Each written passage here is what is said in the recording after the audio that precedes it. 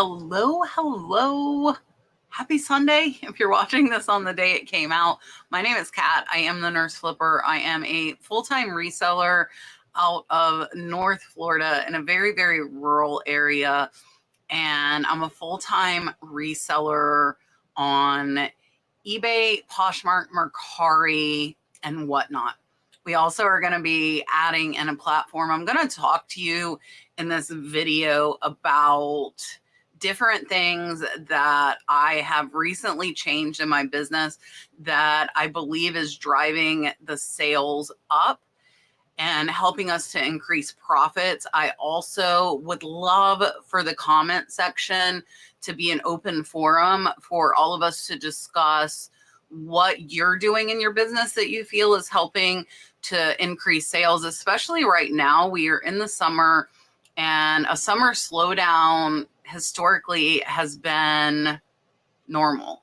And we actually are up about 1.5% from last month, which is not a lot, but we are starting to see quite a bit more sales. So I will talk to you about things that I've recently changed, and some of it is things I've been doing for years that now I have changed up. And change is always scary. So I'm going to let you know it's only been a couple of weeks since I've made these changes. I will continue to update you as time goes on as to whether we keep these changes that have been implemented or if we go back to what we were doing for years, the whole if it's not broke, don't fix it, right? Well, it wasn't broke. And I'm not trying to fix it. I'm trying to improve it. So I'm going to tell you exactly what we have changed. And I would love for you to share down in the comments recent changes that you have made to your reselling business as well.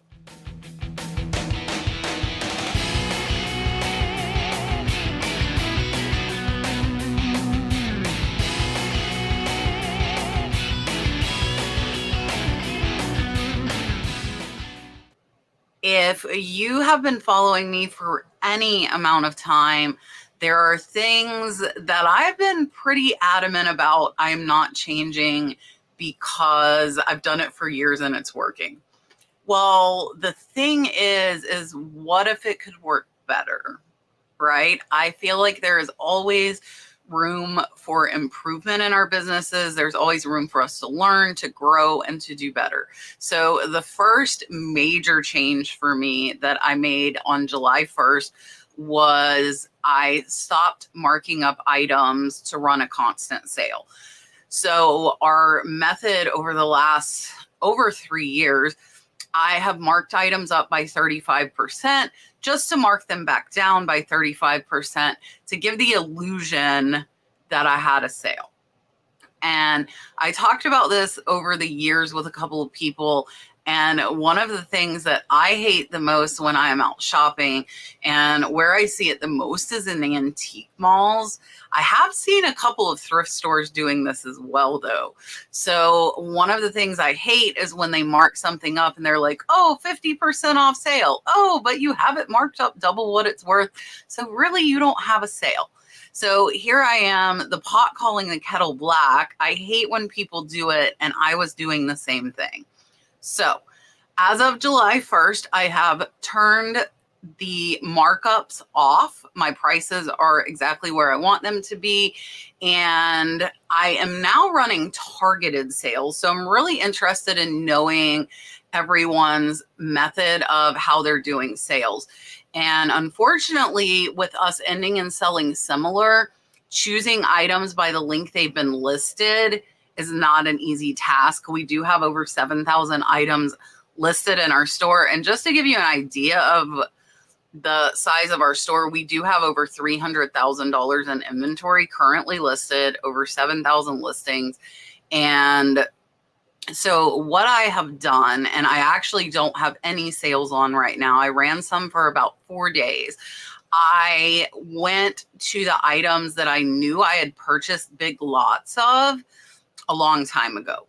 And those 3 things that I ran sales on were license plates that I bought about 1.5 years ago, Harley pens that I bought about 2 years ago, and then designer boxes that I bought about 10 months ago. So what I did was when I went to create the sale, I searched for license plate, I selected all, and then I deselected the new ones because I have bought some newer license plates since buying the big lot, and I didn't want to put a big discount on the ones that I had not had for a long time. So there were about 300 of them. I put them on 40% off. I actually am willing to take 50%. So that way it still allowed me that wiggle room to be able to send a 10% offer to a buyer while it was on sale, as well as accept offers while it was on sale.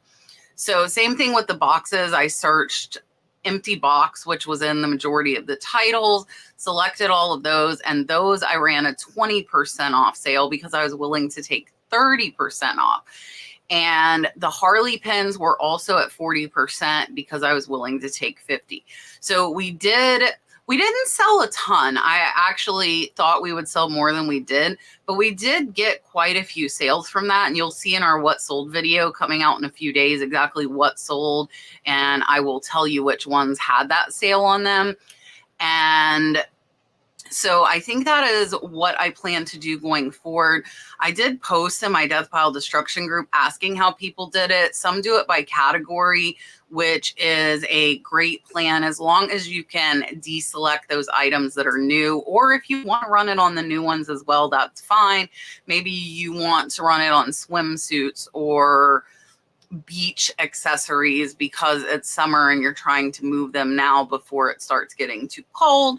Things like that is what I'm doing with sales. So hopefully we will see an increase in sales. Maybe it bugs some people the same way it bugs me. And now they'll see that we have the true pricing on. So that is number one major change that I've made. Number two, and some of you might laugh at me when I say this, I have decided for now to pass a shipping discount on to the buyers. If you're wondering how you do that or how you opt out of it, I will tell you the default is that you are opted into it. You just simply go to your account settings, your shipping preferences, and it's a little box you check whether you want to pass that discount on to your buyers or not. So as of July 1st, the shipping prices went up. And I know from us here in Florida to California, Seattle, Oregon, a 2-pound box is like $15 to $16. But with the discounted rates, it's only $11. So I'm hoping that that will gain us some more buyers on the West Coast. That is where the majority of our inventory does go. So that will help them. And my thought process behind that is that I always buy really low.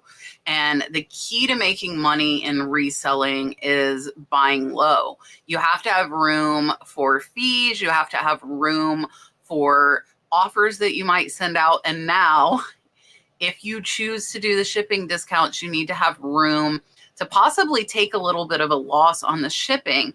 However, I look at that the same way I'm looking at Promoted, and that if I can pass those shipping rates on to them, maybe I'll be out a couple of dollars because eBay does charge you a fee on the shipping, and we do have to pay for some of our boxes as well. So what I am hoping is that it will get us more sales, and that volume of sales will more than offset the couple of dollars that we might lose occasionally. Because we do use priority boxes. Those are free. We do recycle Amazon boxes. We just don't get, I don't buy enough on Amazon to be able to supply as many boxes as we need.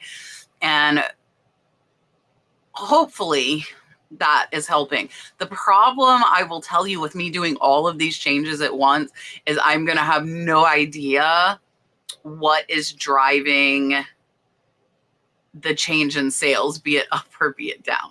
So that's the only kind of negative point to doing all of this stuff at different times. So passing the discount on, taking off the sales price, those are the two major changes that we have made on eBay. But I also want to discuss with you some overall changes in our business and let you know why I decided to do what we're doing. And hopefully it's something that you can utilize in your own business or maybe make a twist on it. Again, please give your comments, tell everybody else what you're doing, and maybe they can pick up a little nugget of information from you to put into their own business model.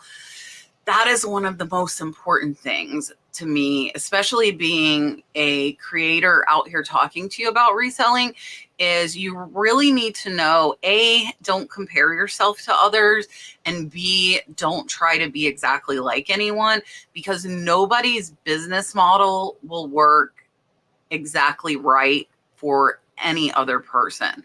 Now, you might take 75% of someone's business model, but you definitely are going to have to adapt and adjust according to you and your business and your goals. Okay, overall business changes. We have stopped listing on eBay under sell similar. And I was so adamant about this for years. I have used List Perfectly for about 4 years, and everybody kept telling me, just list and list perfectly, just list and list perfectly. And I'm like, no, it's so much easier to find a listing on eBay, sell similar, and then I have all my details. Well, now that they have the Express Lister out where you can create listings from only photos, that has changed. So we take the photos, Express Lister builds the listing, and that does include the details. And we are now building all of our listings on List Perfectly. And the benefit to that is that now when I comp and check the details, I do change the titles a little bit, and I put the listing out, instead of it just going to eBay and sitting there waiting for my mom to come and cross post, now I am cross posting. So when I put those listings out, I am putting them out to eBay, Poshmark, and Mercari at the same time. So they're being seen by more eyes faster than if my mom were doing all the cross posting. Now, my mom is still working for me. We still have hundreds and hundreds of listings that are on eBay that have not yet been copied over to the other platforms. So she has work for quite a while before I have to figure out what her new job duties will be, because once she gets all of those caught up, I'm doing the cross posting when I'm listing them. I will tell you, I timed it, and I will tell you the way I do it, just in case you're using Express Lister. I go through 10 drafts that were created by photos. I edit my title. I do my research. I look up my pricing. I put in my shipping information, and I get 10 of them done. And then I take all 10 and I copy them to eBay first. Then I take those 10, I copy them to Mercari. And then I take those 10 and copy them to Poshmark. So the way that I was doing it, or my mom was, is we would take one listing, or say 3 or 4, and we would put them out to all 3 platforms. But the thing is, and I want to thank Teresa Cox for this, is that your brain is seeing those same spots. So like on eBay, every single listing, you have to click if it's new or used. That's not something that List Perfectly can do for you. So I know I have to click that. And then after that, I just hit submit.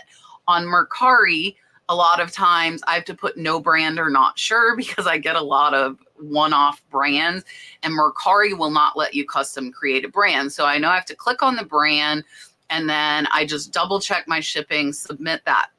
Poshmark, I have to click on the category for everyone. So my brain is kind of in the same place, and I am doing Poshmark, Poshmark, Poshmark, and I know exactly where to go to. So it's not going back and forth having to fill out different sections. And it takes me about a minute per listing per platform. So that means I can get 10 listings out to the 3 platforms in about 30 minutes. And that is not creating them. That is after they are created and after I've priced them. So 30 minutes, 30 listings out, 10 on 3 different platforms. So that is how I'm doing that. And with doing that, everything is linked, and the auto delister is working beautifully for us. And that is saving time. My husband was manually ending listings. We do not have to do that anymore. And this has streamlined where I am caught up for the first time in months with my employees' drafts. There are absolutely none in my drafts that need to go out, and that feeling is amazing. And that allows me to have time to do different things. And one of those things is Whatnot. And I am doing random sales. I'm not scheduling yet. I am contemplating it. But because we were making more profit on eBay, Etsy, Mercari, I'm adding Etsy back in. That's a secret I was going to talk about in a minute. Because we are selling and making more profit on eBay, Poshmark, Mercari, I want those listings up there before I'm doing a Whatnot sale. So Whatnot, we make typically more money than we would on eBay in a day, but the profit is actually less than it is on eBay in a day. So my first focus right now is definitely the 3 platforms with the buy it now. And if that is caught up, then I will do some Whatnot sales. I do still have a room full of inventory I got just for Whatnot. So I will be doing some Whatnot sales, but you won't see me on Whatnot unless my eBay and listing chores are done and caught up. Okay, just 2 more things. So this is a big one, and it's in regards to buying. I am buying a lot less lots because the majority of things in lots are long tail, and a lot of them are not worth listing. Now, is that to say that I am never going to buy lots again? Absolutely not, because some of that stuff might be good. You know, we pull the faster sell through, the higher dollar, we put them on eBay, we sell the rest on Whatnot. So I'm not saying I won't ever buy lots, but until that room full of Whatnot inventory is gone, I'm trying not to buy very many that I feel will add to what needs to be sold on Whatnot or on live sales. Also possibly over on knickknacks as well. So when I am looking at a lot, how I used to think is, okay, and I'm going to give this example because I was watching lots of ties this week, and they had Hermes and they had Burberry, ones that are worth a lot of money, but that was 2 or 3 out of 65. So I looked up the other 60, not all of them, but I looked up a few brands. The sell-through rate was horrible. The average price was horrible. And I did have to make myself, because I knew if I sell just those 2 ties, it would pay for the lot. But to get really good profit, I'm going to have to wait for these long tail ties to sell. So I took them off my watch list, and I have kind of developed an eye and been like, oh, that'll do good on Whatnot. I'm having to kind of turn that eye off for now until I get this Whatnot room and inventory cleared out. I don't need to buy more for Whatnot. So I think it's really important, and please join my Death Pile Destruction group if you need support in this. We have no death pile. We are actually almost out of items to list. So I'm going to have to go shopping either on online auctions or thrifting to get more inventory because we have no death pile anymore. And I'm going out thrifting. I will tell you, I still pick up a couple things that I really like, even though they're not worth a ton. I would say over 80% of what I'm picking up is worth at least a $25 sales price, as well as having sell through. Now I try to hit 50% on my sell through rate. I don't always do that, but that is ending up in me buying less from the thrift store, but making more money. So I really had to train my brain to stop just seeing $2, $3, right? I want to see $10. I want to see $20, not $1, $2. And I'm still working on it. I still have to stop myself and ask myself, is this item really worth picking up? And I think you need to do that. And if it's worth it for you, pick it up. And what's worth it for you might not be worth it for me, right? We all have our own business model. We all have our own goals that we want to meet, and you have to decide what that goal is for you. So I've refined my buying. We are seeing a higher sales price. We are seeing a lot of things selling a lot faster because of that. And that has been a really, really big change for me. And sometimes it's still emotionally hard because I bought lots to build up my business. And I will say buying lots is a great way to build up your business. But now my business is built up. I have 7,000 items. I don't need more lots of items. I have plenty of items. I don't need more slower selling. I need to be pickier and get items that will sell faster. Now, if you're building up, you don't have that much inventory, you have the space, by all means, buy lots. It is what built my business. But if you don't have the space, lots might not be the best idea for you. Okay, last thing before I go, I am thinking about, and probably will go back to Etsy, but my plan is to curate my Etsy shop where it is mostly higher dollar vintage. So minimum of 50. I might at some point even increase that to $100, and items that I feel will appeal to an Etsy audience. Previously, I had my mom copy everything that was vintage and over $20 to Etsy. I think that was a mistake. I think I need to curate it, have higher dollar items, and ones that I am handpicking. So that is a chore that I will be doing this week, is starting to build my Etsy store back up. I know I'm going to put jewelry on there. I might put some high dollar linens on there. And then I'll just see as I look through the listings what I feel like will do well on Etsy. I'm considering adding in Depop and Grailed. We don't do a ton of like vintage hats and shirts, but we do some. So that would be another thing for me to handpick items that go onto those platforms. And now that the auto delister is working, I don't have to worry about going and ending stuff everywhere when it sells on one of these platforms. And so that's really, really appealing to me and making me consider adding in more platforms because it's so much easier with the auto delister ending everything. So I think that's pretty much everything. I really just wanted to summarize the changes that I have made. And again, encourage you, please comment down in the comments. Let me know what you feel you're doing for your business, whether it's new or a change that is helping to either keep your sales up during summer slowdown or improve your sales during summer slowdown.